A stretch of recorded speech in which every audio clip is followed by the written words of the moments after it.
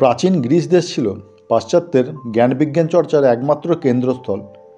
সে সময়কার যুগে সক্রেটিসকেই দার্শনিক চিন্তাধারার প্রথম প্রবর্তক বলা হয়ে থাকে। তার শিষ্যত্ব অনেকে গ্রহণ করেছিলেন, তার মধ্যে দার্শনিক প্লেটো ছিলেন অন্যতম প্রধান শিষ্য। তিনি গুরুর উপদেশাবলী ও নিজের স্বতন্ত্র চিন্তাধারা জগতে প্রতিষ্ঠিত করার জন্য একটি শিক্ষা প্রতিষ্ঠান গড়ে তুলেছিলেন। তিনি তার নাম রেখেছিলেন প্লেটো একাডেমি।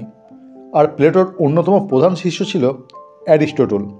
তিনি প্লেটো একাডেমি থেকে শিক্ষা গ্রহণ করেছিলেন এবং হয়ে উঠেছিলেন একজন বিখ্যাত গ্রিক দার্শনিক ও বিজ্ঞানী। আজকের ভিডিওতে আমরা প্রাচীন বিশ্ববিখ্যাত গ্রিক বিজ্ঞানী ও দার্শনিক অ্যারিস্টটলের জীবনী আলোচনা করতে চলেছি। অ্যারিস্টটল বিজ্ঞানের প্রায় সবকটি শাখাতে বিচরণ করেছেন, যেমন ন্যায়, দর্শন, বিজ্ঞান, রাষ্ট্রনীতি, শিল্পবিদ্যা প্রভৃতি। বর্তমানে তার চিন্তাধারার সবটুকু গ্রহণযোগ্য না হলেও তার দর্শনের চিন্তাধারা বিভিন্ন কলেজ ও বিশ্ববিদ্যালয়ে এখনও পঠন পাঠন চলছে। জন্মেছিলেন তিনি 384 খ্রিস্টপূর্বাব্দে গ্রিক দেশের অন্তর্গত স্ট্যাগিরাস নামক এক গ্রিক নগরীতে। তার পিতার নাম ছিল নিকোম্যাকাস। তার পিতা ছিলেন গ্রিসের ম্যাসিডোনিয়ার রাজা আমিনটাসের রাজসভার একজন গৃহ চিকিৎসক।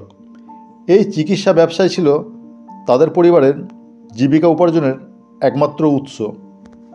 অ্যারিস্টটল খুব ছোট থেকেই চিন্তাশীল ব্যক্তি ছিলেন। ছোট থেকে দর্শনের প্রতি তার তীব্র আগ্রহ ছিল। শৈশবে তার পিতা মারা যান। মাত্র 17 বছর বয়সে তিনি দর্শনশাস্ত্রের অধ্যয়নের জন্য প্লেটো একাডেমিতে ভর্তি হয়েছিলেন। সেখানে থেকে তিনি 20 বছর শিক্ষা গ্রহণ করেন। খ্রিস্টপূর্ব 347 সালে প্লেটোর মৃত্যুর পর অ্যারিস্টটল ওই একাডেমিতে অধ্যাপনার কাজে নিযুক্ত হন। প্রায় 15 বছর তিনি সেখানে অধ্যাপনা করেন। ততদিনে তার পাণ্ডিত্যের খ্যাতি দেশে বিদেশে ছড়িয়ে পড়েছিল। সে সময়কালের অ্যাটার্নিয়াসের রাজা হারমিয়াস অ্যারিস্টটলের পাণ্ডিত্যের খ্যাতি শুনে তার রাজসভায় তাকে ডেকে পাঠিয়েছিলেন। তিনি অ্যারিস্টটলের সঙ্গে বিভিন্ন শাস্ত্র আলোচনা করে খুবই মুগ্ধ হয়েছিলেন এবং তাকে রাজসভায় যোগদানের জন্য আমন্ত্রণ জানান। অ্যারিস্টটল রাজার এই আদেশ অমান্য করেননি। তিনি সভাপণ্ডিত্যের পদ গ্রহণ করেছিলেন। সেখানে তিনি 3 বছর থাকেন এবং রাজা হারমিয়াস অ্যারিস্টটলের প্রতি সন্তুষ্ট হয়ে তার ভগ্নী পিথিয়াসের সহিত অ্যারিস্টটলের বিবাহ দেন। পরবর্তী জীবনে অ্যারিস্টটল একজন নারী হারপিলিসকে বিয়ে করেন এবং তাদের এক ছেলে সন্তান জন্ম হয়, যার নাম রাখা হয় নিকোম্যাকাস। অ্যাটার্নিয়াস পারস্য সম্রাটরা দখল করে নিলে অ্যারিস্টটল মাইলেটিনি চলে যান। পরবর্তীতে অ্যারিস্টটল ম্যাসিডোনিয়ার রাজা ফিলিপ তার 13 বছরের ছেলে আলেকজান্ডারকে শিক্ষকতা করতেন। রাজা ফিলিপ ও আলেকজান্ডার উভয়েই অ্যারিস্টটলকে পরম শ্রদ্ধা ও ভালোবাসতেন। তবে কথিত আছে অ্যারিস্টটল আলেকজান্ডারকে বিজ্ঞান ও দর্শন না পড়িয়ে রাজনীতি শিক্ষা দিয়েছিলেন। ম্যাসিডোনিয়ার রাজসভায় অ্যারিস্টটল দীর্ঘ 9 বছর ছিলেন। তারপর আলেকজান্ডারের সঙ্গে তার মতবিরোধ হয়।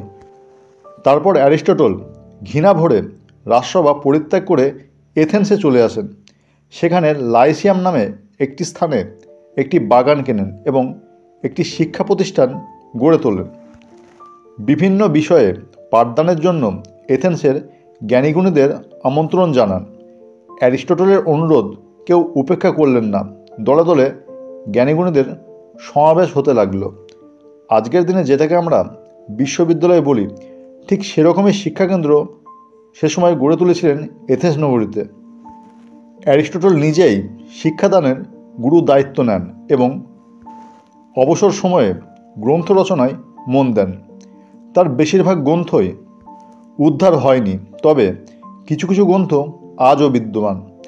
অ্যারিস্টটলের মতে পার্থিব বস্তুগুলি অগ্নি, বায়ু, মাটি ও জল এই 4টি উপাদানে তৈরি। গতিকে তিনি 3টি শ্রেণীতে ভাগ করেছেন: সরল গতি, বৃত্তাকার গতি এবং উভয়ের মিশ্রিত গতি। তার রচনা থেকে অ্যানাটমি সম্পর্কে অধিক জ্ঞানের কথা জানা যায়। বিভিন্ন পণ্ডিতদের মতে অ্যারিস্টটল তুলনামূলক শারীর সংস্থান এবং ভ্রূণবিদ্যায় ভিত্তি স্থাপন করে গেছেন, তাই তাকে প্রাণীবিদ্যার জনক বলা হয়। তিনি প্রাণীবিদ্যার ক্ষেত্রে সর্বাধিক কৃতিত্ব প্রদর্শন করেছেন। তিনিই প্রথম 500টি প্রাণীর নিখুঁতভাবে বর্ণনা করেছেন এবং তাদের কিছু কিছু ব্যবচ্ছেদ করে অভ্যন্তরীণ গঠনের পরিচয় দিয়ে গেছেন। তিনি সারা জীবন তার চিন্তাধারাগুলি শিষ্যদের মধ্যে বিচরণ করে গেছেন। জগৎ ও জীবন সম্পর্কে চিন্তাই ছিল তার জীবনের একমাত্র লক্ষ্য। তিনি দিনে তার ঘনিষ্ঠ ছাত্রদের জন্য এবং রাতে এথেন্সের সাধারণ জ্ঞানপিপাসু জনগণের জন্য লেকচার দিতেন। 323 খ্রিস্টপূর্বাব্দে গ্রিক বীর আলেকজান্ডারের অকাল মৃত্যুতে এথেন্সের ম্যাসিডোনিয়া পূর্ব সরকারকে উৎখাত করা হয়। এথেন্সের রাজনীতির ক্ষেত্রে পরিবর্তন দেখা দেয়। ম্যাসিডনের নতুন রাজার প্রতি এথেন্সের জনগণ কোনো ব্যাপারে অসন্তোষ প্রকাশ করতে থাকে। সেটি বিদ্রোহের রূপ নেয়।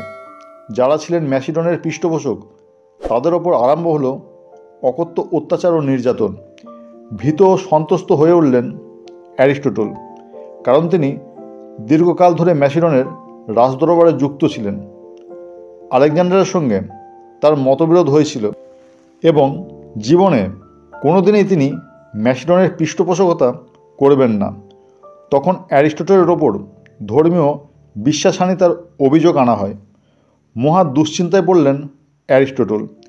এথেনবাসীর রোষানলে পড়ে জীবনকে বিপন্ন করতে চাইলেন না। শাস্তি থেকে রক্ষা পাওয়ার জন্য সবার অলক্ষ্যে এথেন্স নগরী পরিত্যাগ করলেন। সঙ্গে ছিল মাত্র কয়েকজন বিশ্বস্ত অনুচর। তিনি ইউবোয়ার ক্যালসিসে চলে যান এবং পরের বছর অর্থাৎ 322 খ্রিস্টপূর্বাব্দে 62 বছর বয়সে পেটের পীড়ায় আক্রান্ত হয়ে তিনি মারা যান। তার এই অসময়ে কেউ পাশে ছিল না। অসহায়ের মতো তিনি মৃত্যুবরণ করেন। তিনি ছিলেন বিশ্বের সর্বকালের সর্বশ্রেষ্ঠ দার্শনিক। তার মতো পণ্ডিত ব্যক্তি পৃথিবীতে দ্বিতীয় কেউ নেই। আধুনিক দর্শন যতই সমালোচনা করুক না কেন, তার অসাধারণ পাণ্ডিত্যের জন্য সবাই তাকে শ্রদ্ধা নিবেদন করে থাকেন। তার রচিত বইয়ের সংখ্যা অনেক। মনস্তত্ত্বের ওপর তার লেখা বই হল দ্য অ্যানিমিয়া ও পারভা ন্যাচারালিয়া। প্রাকৃতিক বিজ্ঞান সম্বন্ধে 8 খণ্ডে লেখা বই হল ফিজিক্স। তবে বৈজ্ঞানিক গবেষণার দিক থেকে তার সর্বশ্রেষ্ঠ বই হল হিস্টোরিয়া অ্যানিমিলিয়াম। এতে জীবজন্তুদের স্বাভাবিক গুণাবলী, দৈহিক গঠন ইত্যাদি আলোচনা করা হয়েছে। এছাড়া তার প্রায় 12খানি পুস্তক পাওয়া গেছে। সেগুলির সবই দার্শনিক ও বৈজ্ঞানিক গবেষণামূলক গ্রন্থ। তো ফ্রেন্ডস, এই ছিল অ্যারিস্টটলের জীবন কাহিনী। ভিডিওটি ভালো লাগলে লাইক, কমেন্ট, শেয়ার করে দেবেন। আর চ্যানেল নতুন হলে চ্যানেলটিকে সাবস্ক্রাইব করে আমাদের পাশে থাকবেন। ভিডিওটিতে মূল্যবান সময় প্রদানের জন্য আপনাদেরকে অসংখ্য ধন্যবাদ। সবাই ভালো থাকবেন। কথা হবে নেক্সট ভিডিওতে।